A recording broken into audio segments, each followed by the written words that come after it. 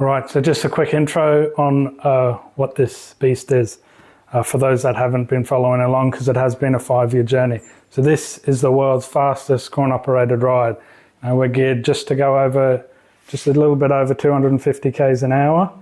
So give you a quick rundown on it. So obviously starting at the back, we got 6 wheels in total. These 4 at the back are driven by this big Yamaha MT-09 engine, so that's 850 cc's. It makes about 110 horsepower, but on the nitrous, we're making about 140. Lots of cool mods to it. We've got a quick shifter as well as a pneumatic shifter there. The body is just an old coin-operated ride. You still have to put in 10 cents in there to start the engine up. The rotor still spins. There's been a lot of custom work going into this for the last couple of years. Obviously, I've spent a lot of time redoing the body because it was pretty faded. So this lovely yellow and blue paint scheme. We've got a couple of new panels. We've got a firewall and a door. So we're ready to go pretty fast with it. So enjoy the video.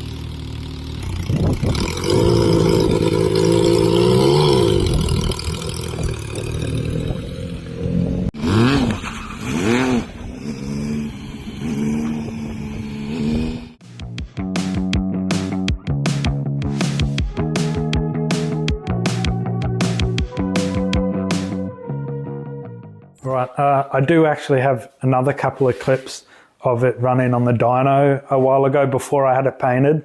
I had to run it with one axle. Unfortunately, the fuel pump did fail on me, so I've had to go external, but I'll throw those clips in now.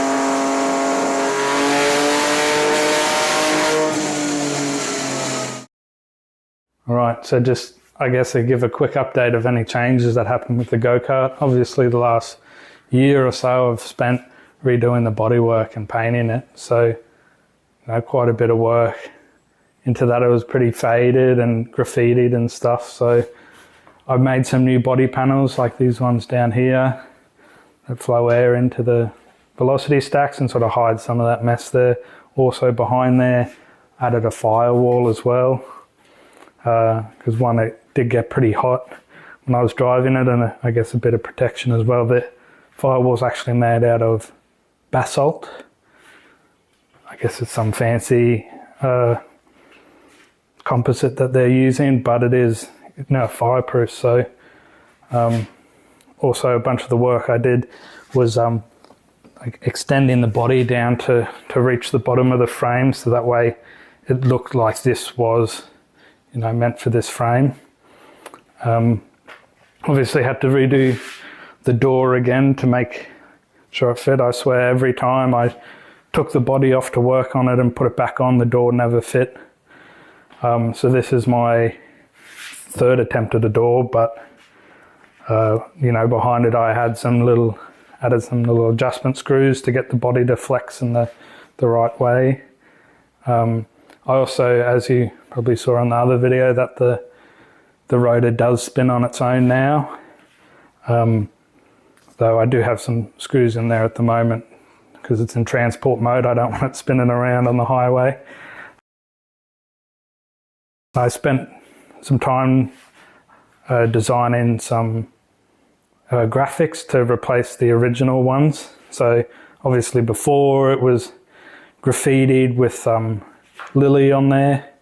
I decided to replace it and have it say Chrono in the same sort of style. There was also, you know, the old $2 ride sign, which I redesigned. So 1 ride, 10 cents. Has all the instructions on how to use it. Also this button starts up the little motor to keep it spinning. But other than that, like, most of it's the same. I made some little covers to hide some ugly looking, you know, electronic parts. I did modify the frame a little bit, like back here. The chain was rubbing on the frame a bit, so I changed that. This is the door's got its own hardware now, so it opens up and has a little window I can see through. The inside's pretty much the same. Up the top here I did add in a little dash so it looks a bit cleaner. Brakes, accelerator, all the same. I got new harnesses. Painted the inside black to make it look a bit nicer. And the roll cage as well. I added 2. Before I just had one main hoop, but I added a second one, so I guess it sort of looks like a funny car hoop would. But you know, it's been, I think, probably 5 years or so since I first started building it, and it's been a big journey, and it's taken, you know, my fabrication skills have gotten a lot better, and so has the go-kart. So hopefully this is the final iteration, and I can find somewhere to go really fast in it. Right, so obviously the go-kart got delayed quite a bit because I can't help myself starting on new projects. You know, I built this little mini bike with a big engine in it as well. I got the Postie bike that I started, and at the moment I'm restoring a RVF 400 at the moment. I got it nice and shiny. But I'll give you an update on the Postie bike. So everything's going to be in a much smaller package compared to the big 1200. So I really have to make sure I have all the components and I have, you know, a spot to mount them. So, you know, it's taken longer because I have to buy everything for it before. So it's very slow progress. But some of the work I've been doing, like obviously I'm running a much bigger dash. So I made a new little headlight cover that'll fit that dash, you know, still stock shape, but bigger dash.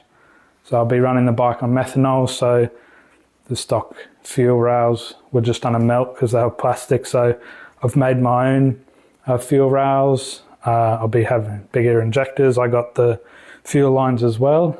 You know, so the seat, I hollowed out all the foam, made it out of carbon fibre so I can put some electronic components where the seat foam would be. So, and I have the fuse box.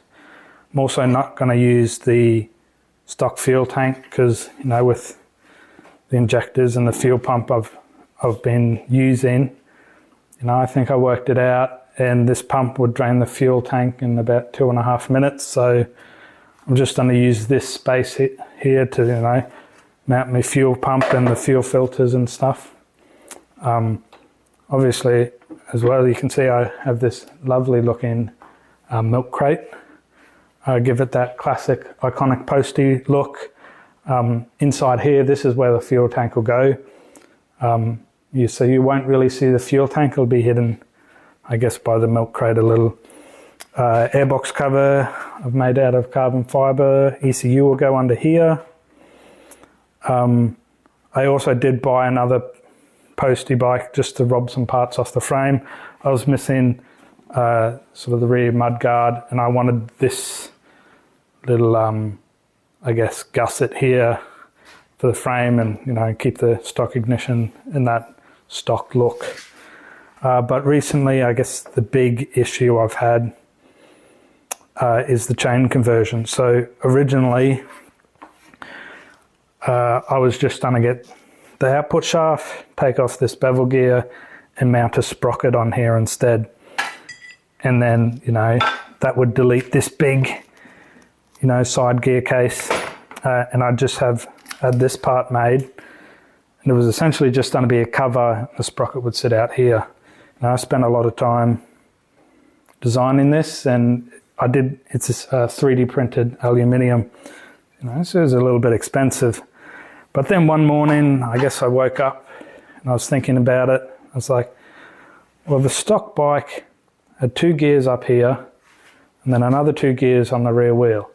So if the rear wheel spins this way, that would mean this output shaft is spinning backwards. So that completely ruined the plan that I had. So I've been designing this little gearbox to go on the side. So it'll have, instead of a sprocket directly on the output shaft, I'll have 1 gear and then another gear which will drive the sprocket. So those 2 gears would reverse the direction and have the sprocket spin in the correct direction. So not ideal, but I guess in some ways it's helped.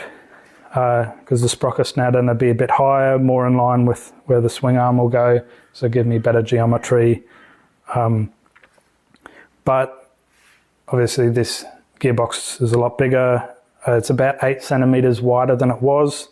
My original plan had the sprocket lining up with the postie bike sprocket, which was great, but that's not going to happen. So I need a bigger hub, and the swing arm will have to, I guess, be widened as well. I guess we'll also have to go electric water pump, because that's not going to fit there. But it's all coming together now. We're getting closer, so hopefully I wrap up the chain conversion soon and can start on the wiring and getting it ready to run. So stay tuned, and hopefully I get it going soon.